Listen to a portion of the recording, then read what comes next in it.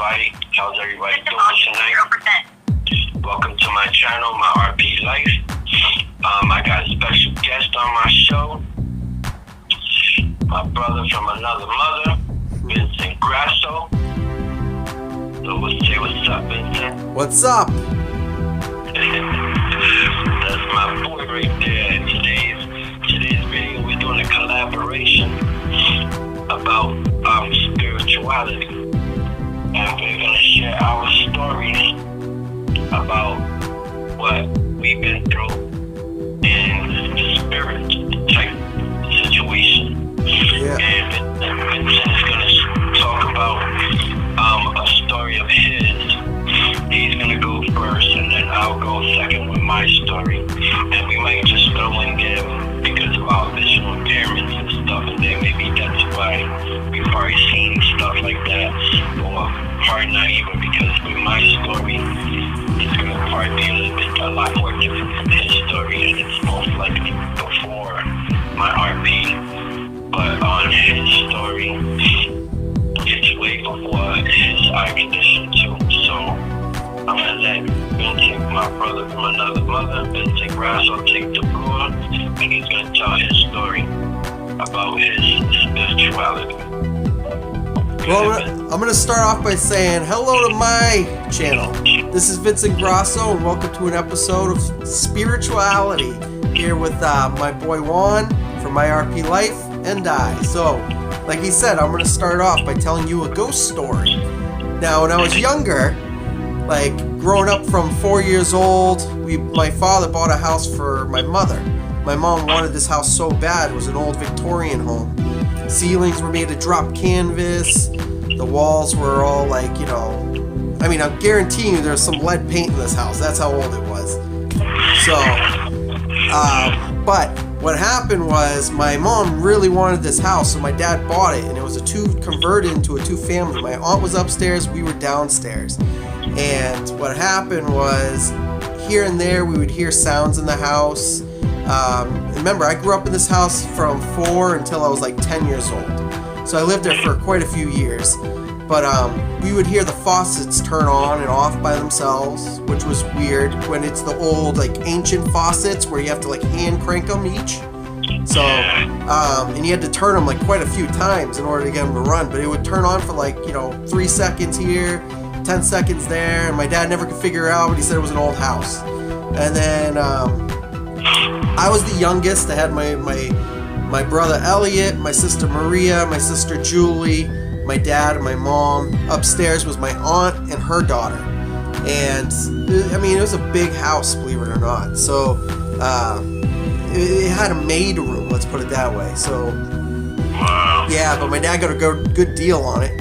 And, so, long story short, there was one time I was in the living room, and my mom was watching a movie called The Bridges of Madison County. I remember it till this day. Like, it was an old Clint Eastwood movie, and I think Meryl Streep was in it. And my mom was watching it, and I thought I saw something walking across the room, and I was pointing at my mom, "So you see her? Do you see her?" And my mom said, "I don't see anything." And then I fainted or went to sleep or something, my mom was telling me. But till this day, I don't remember anything I saw. So that was one weird instance in the house. Another weird instance in the house was, it was always just sounds. I mean, I don't remember, like I said, I don't remember ever seeing anything in that house, but I can tell you that one day I was upstairs with my mom, my aunt, my Thea Mary, and our dog. We had a dog, a little Maltese. And I asked my mom, I said, "Mom, can I go see if Dad's home?" And I must have been like 8 years old at the time. And I was always deathly afraid of the bathroom and the basement. I gotta add that. I mean, not the basement, the back room and the bathroom. Totally messed that up, sorry. But anyway, but I was not afraid of the basement, as weird as it sounds. Creepy old basement. But getting back to where I was letting off, I asked my mom if I could go see if my dad was home. So she said, "Yeah, no problem. Go downstairs, see if he's home." So I did. I went down there, and I had my dog, which was a little Maltese named TJ. And I entered the hallway, and I said, "Dad, are you home?" and I heard my dad's voice. Now, I gotta add, my dad's Greek. He's my stepdad. So he's been taking care of me since I was 6 months old. And he has a thick Greek accent. And I clearly heard his voice say, I'm in the living room. So I started walking down the hallway. I got about middle of the hallway. And at the end of the hallway, there's a doorway. And in the doorway, you could see the dining room and the living room was one big open concept. So I said to my dad again, because I saw the couches were both empty and there was only one light on. And I said again, I said, Dad, I don't see you. Where are you? And I hear him again say, I'm in the living room. Except this time it wasn't his Greek accent. It was a totally different voice. And as soon as that happened, my dog started growling right then and there, and like right in front of me. Now remember, I had vision back then, so I see my dog growling and snapping at something right in front of me, but I can't see anything. I'm just in a hallway by myself, 8 years old, scared to death. So I felt paralyzed, like I couldn't move or anything. And not that something was keeping me, I was just in fear. And I ended up finally turning around. I booked it upstairs. My dog goes running past me. He's like faster than me up those stairs. And I go banging on the door because we had the old master locks where you had to turn them and then open the door at the same time because they automatically locked by themselves. So I banged on the door. My mom finally answered it. And I told her someone was in the house. My mom called my dad. My dad came rushing home. And now you gotta remember, we didn't all just call the cops. This is like the 80s. So we didn't all just call the cops right away. So, so my dad came home. Every door and window was locked. There was nobody in the house. Now, the weird thing was, I was the youngest in the house. My brothers and sisters, till this day, don't remember ever anything weird happening in the house. Yes, we had the faucet thing, but I mean, probably that was the extent. So I always noticed stuff. And then one day, my mom was laying on the couch, facing the back of the couch, and she was sleeping. And she woke up to my dad rubbing her arm. And my mom said, no, Paul, no, just, your typical marriage deal, So I won't get into those details, which I don't want to know those details. But anyway, my mom was telling him no. And then she heard a guy's voice say, don't turn around, and it wasn't my dad. So she, instead of listening, she instantly turned around. And there was nobody there. So then my mom started listening to what I was saying to her. So my mom got so afraid of the house, she moved out. But her and my dad were having issues anyway. So we moved out, and my mom actually rented an apartment across the street. Literally, walking distance across the street, and you're at the apartment. And so my mom was renting that apartment. My dad refused to believe anything was going on. He spent a lot of money on the house. We were still in the middle of paying for it. And my aunt upstairs started complaining about weird things.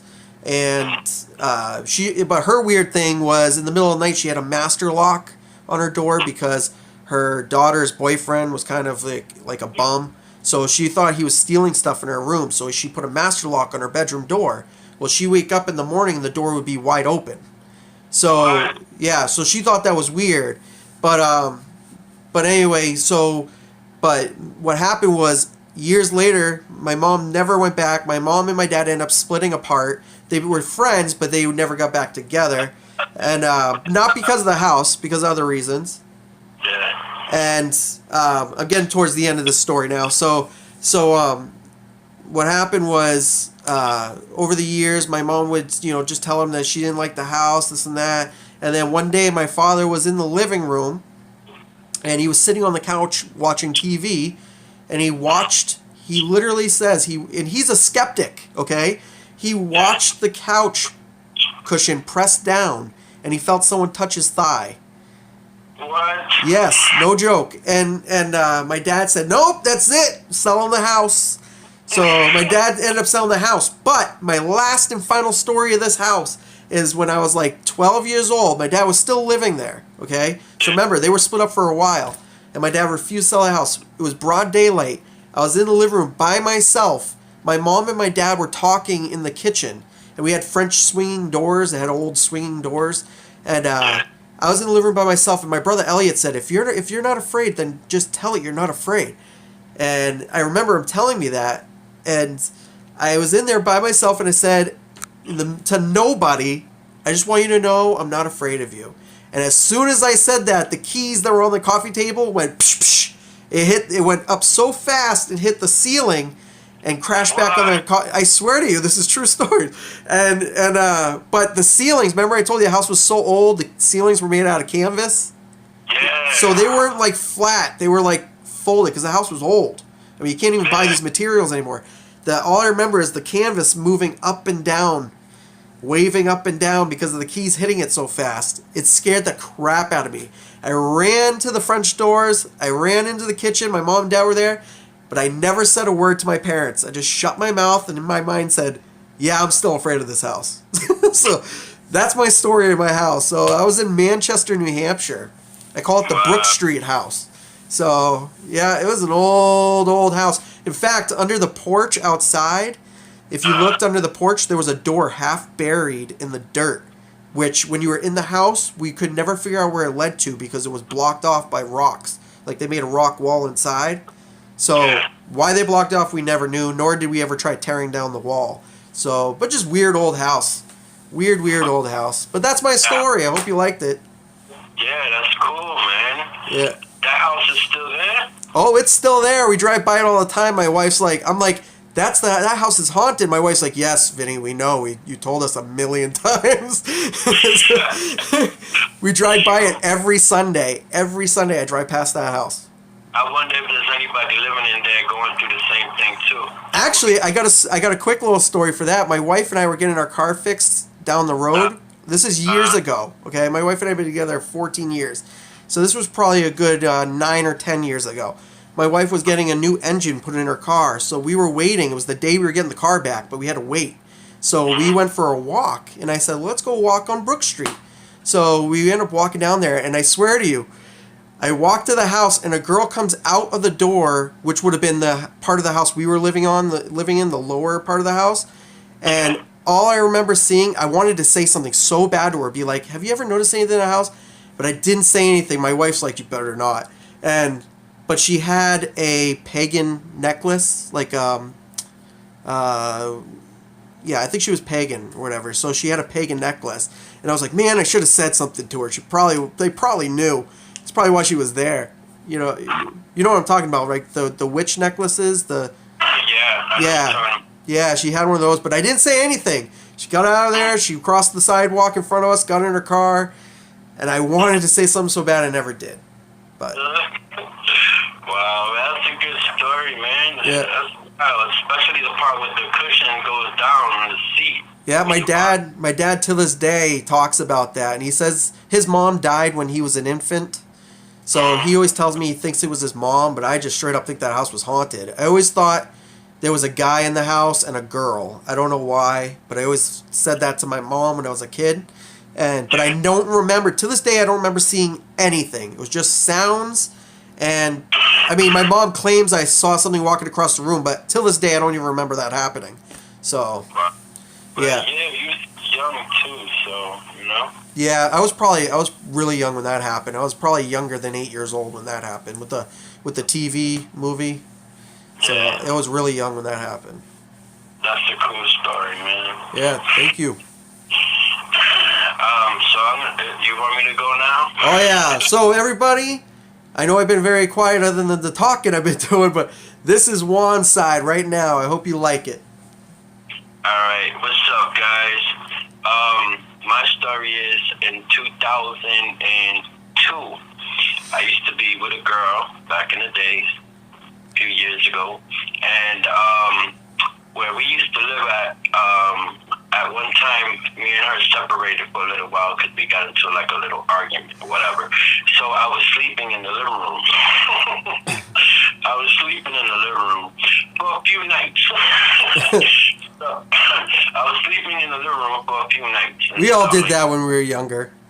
Yeah, so as a few nights go by, I started seeing like some kind of shadow figure, real tall shadow figure between like, I'd say 7 feet to 8 feet tall. and I can see through this shadow figure. So while I'm there laying down in the middle of the night, I keep seeing this shadow figure pop up in the middle of the doorway from the kitchen to the living room, because I was sleeping in the living room. So what happened? So every night it was the same thing, but it wouldn't stay as long as it did this one, real weird night. So the shadow figure stood there looking at me, and I'm looking at it, and I can actually see through it. So, like, I can see the kitchen table, the stove, and everything else, and through it. So I didn't pay no mind to it, but it gave me, like, a very bad, like, feeling. Yeah. So this shadow figure, actually, now that I think of it, it looked just like the Grim Reaper. Like a figure like that. If you ever seen the Grim Reaper. With a hood? What was that? Did it have a hood?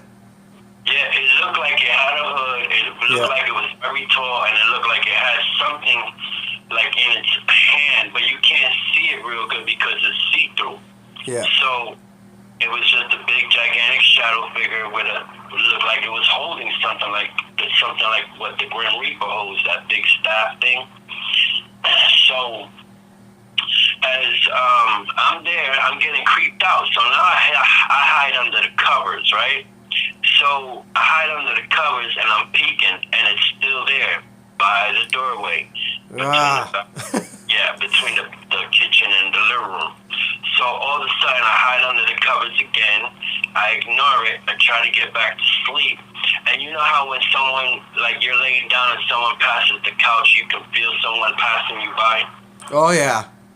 Yeah, well, this wasn't passing by. It actually approached me, but I was already turned around the opposite direction. So I reached over with my right hand and went to feel to see if there was something there, and there was nothing there. So as I roll back over and I do the peekaboo and stuff, so I go to look. I go to look, and the shadow figure is right by my bed, right there next to me. That's crazy. So I reached over again, and there was still nothing there. So I ended up telling my girlfriend at the time, and I told her the story. I said, look, babe, this is what happened to me. And it's been going on for a few nights already. She was like, tell me what happened. So I explained it to her about the shadow figure and everything. So her mother is very like a spiritual woman. So I explained it to her mother too. Her mother said, no. She's telling me in Spanish, but I'm going to tell you guys in English. She was like, no, that's not good. That's the demon. That's the muerte looking for you and stuff like that. I said, oh, hell no, right? So she's telling me all of this stuff, right? And I'm telling her, I'm like, yeah, this happened already to me, like already in every night for the past week. She was like, okay, we got to get everybody out of here. She went and blessed the whole entire house. She blessed me. She blessed her daughter again. She just blessed the whole entire house. She took a bucket of water and blessed the whole entire house. She blessed the bed that I was in and everything, right? Yeah. So that bad boy never popped up no more after that and stuff. So that was the scary part when I saw that shadow figure, because you know what's that? You feel something by your bed, and then all of a sudden there's nothing there. Yeah. You know? And then my second story it's about my grandmother. My grandmother passed away when I was like 9 years old and stuff like that. And I never had the chance to tell my grandmother goodbye because she passed away in the hospital. Yeah. So one day after we went to the funeral, went to the awake and stuff like that, I think the next day later after we buried her and stuff, I couldn't sleep. So my mom was like, come on, come with me. You sleep in the room with me. So I went in the room. I went to sleep because I couldn't sleep because I was thinking about my grandmother so much. So then my mom slept with the door open but with the hallway light on because I was scared of the dark. So I still couldn't sleep in the middle of the night. So I looked over towards the doorway to my mom's room where she's at right now, and I saw a shadow figure. But this shadow figure actually looked just like my grandmother. It actually made itself present where you can see the details in the face and the clothes, stuff like that. So after that happened, because I never had the chance to tell her goodbye. So after that happened, I saw her and she waved to me. When she waved to me, I said, "Goodbye, Grandma, I love you." And she slowly, like how do you say, just disappeared, like into thin air. But you can tell, like, her spirit and like her spirit just went up and faded up into the air and stuff like that. It was cool, but at that time I was still kind of scared and I was a kid. Yeah, you just gave me goosebumps. I got the chills right now, just so you know. Sorry about that. No, it's all good. And so I told her, I said, "Goodbye, Grandma, I love you." And she waved to me, and I didn't hear her say it, but I heard it in my head. Like, she said goodbye to me and stuff, like in her voice. Yeah. So after that happened, she just disappeared. And then I tapped my mom. I said, Mommy.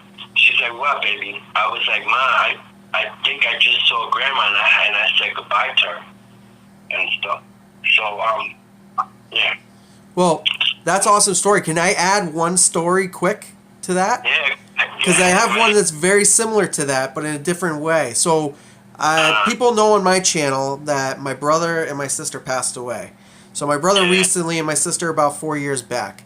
Well, my sister was a crazy story because it was my stepsister, who was my stepdad's actual blood daughter, but she was in my life my entire life pretty much. I mean, she came to this country when she was 16 from Greece, but I loved her like I loved any other sibling I had.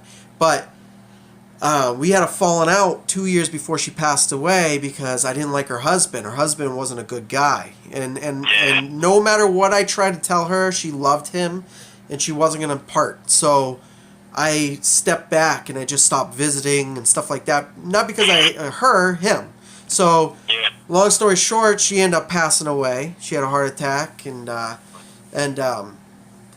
you know, so I had to go to the funeral to see her. I never got a chance to say goodbye to her, which I'm not trying to make this sad, but it killed me. I was like, I didn't protect my sister, this and that. Well, no joke, about 2 weeks after she died, it was like probably around the funeral time because we had a late funeral for her, and because they didn't know what the cause of death was right away, so they had to do all that, and but anyway, I had a dream. I was in a house I'd never been in my life, and I walked to the back of this room, and in my dream, and I saw her standing in the corner, and she was staring at me, smiling, and she looked like she was in her 20s. She looked really young. She died at 41, but she looked a lot younger.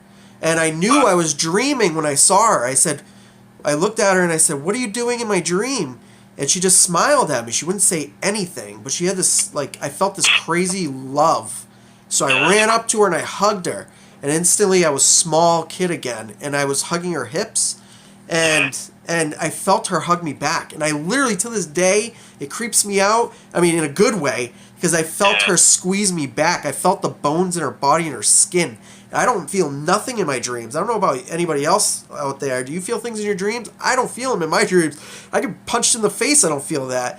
But I felt her squeeze me, and I told her I loved her, but she never said anything.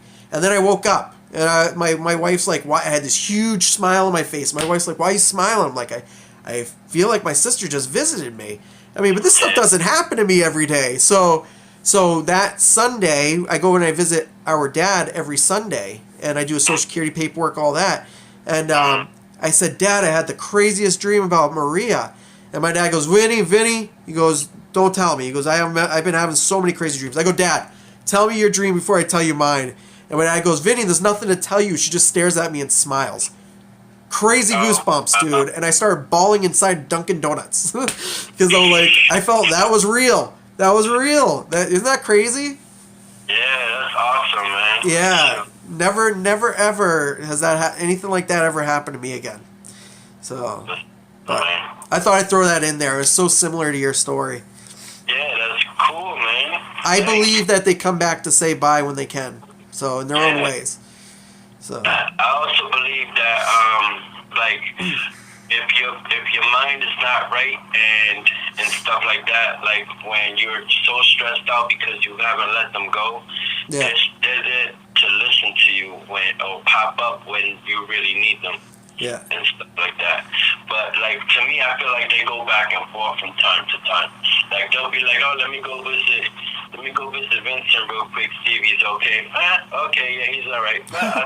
I'm going back.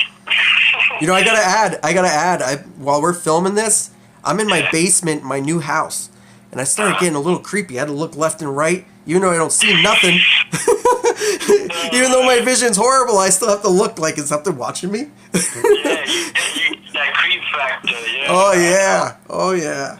But because right now I'm in my room and all I got is the TV screen on. yeah. Yeah. This is a good collab though. I'm glad we did this one. Thank you very much. Yeah, man. I've been waiting for this too for a while. Yeah, our families came together. Our families finally. Okay. Yeah. That's so cool, man. I'm glad to do it with you too, man. So I'm gonna conclude this video. Sounds good to me. Hopefully you guys appreciate what we've done here. You better like and subscribe, everybody. Like and subscribe. Ring the bells. Yeah, do me that favor. Subscribe to my brother from another mother, Vincent Grasso. Hit that bell's notification button so you can get post notifications on his channel. And do me the big favor too. Hit that subscribe button just in case you just wander upon this video out of the blue. And hit that bell's notification button. And also give both of us a like on this video. If you saw this video, please give it a like. Make sure you comment. Make sure you comment. I love listening to comments and I love replying. I know Juan does too. So definitely comment. Definitely leave a comment. And if you really like this video, I'm talking about like super really like this video, they got a little like thing on the bottom where it says share. Y'all can do that too to show us even more love and support. That's right. You understand? So spread the love. Give us a comment. Hit that bell notification button. Yeah. Subscribe. Share. Give us thumbs up. I wish you guys can give us more than just one thumbs up, but hey, one is better than nothing, you know? Yeah. So, you guys take care. Have a blessed day. Hopefully you guys enjoyed this video from both of us. My brother from another mother, Vincent Grasso, and me. So you guys take care. Have a blessed day wherever you at around this world. Take care, everybody. Bye. See you later, everybody. Have a good time, and I'll see you next week.